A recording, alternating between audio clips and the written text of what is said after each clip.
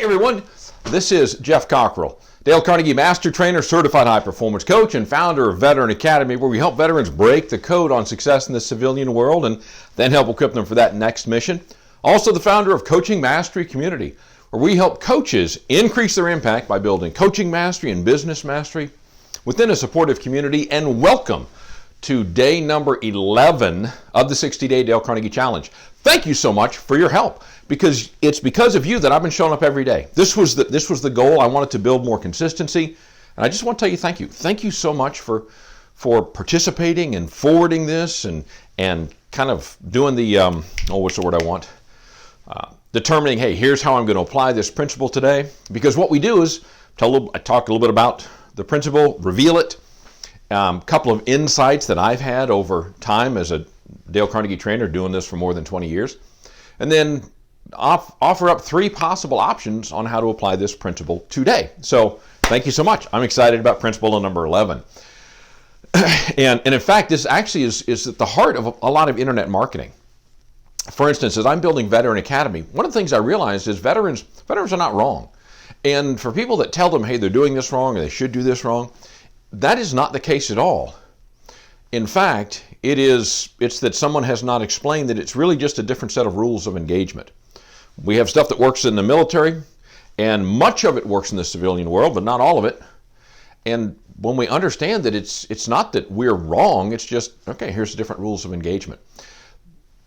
That motif is what kind of runs through most internet marketing. It's not, they'll always tell you, well, you're not wrong. It's because somebody messed you up or society did this to you. And so it's not your fault. And what they're really doing is following Dale Carnegie's principle, the one he identified, principle number 11, which is show respect for the other person's opinions, never say you're wrong.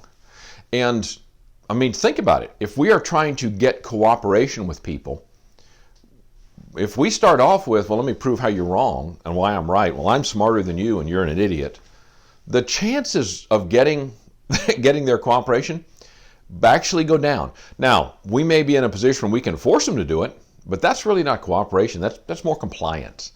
And for good leaders, that's not what we want. I know in my case, I didn't want to work that hard. I would much rather have had my folks bought into the ideas, using their creativity, fully engaged, than me telling them what to do and making them do it and micromanaging them. Because that's one of the ways to say, you're wrong. I don't trust you enough to give you a little bit of space to act on what you believe is best. And as this kind of my first realization about that particular aspect, that's just one of the ways to say you're wrong. Because there's a lot of ways to say you're wrong, different than saying you're wrong. Someone may offer up an opinion and we say something like, yeah, well, I can certainly understand how you might think that.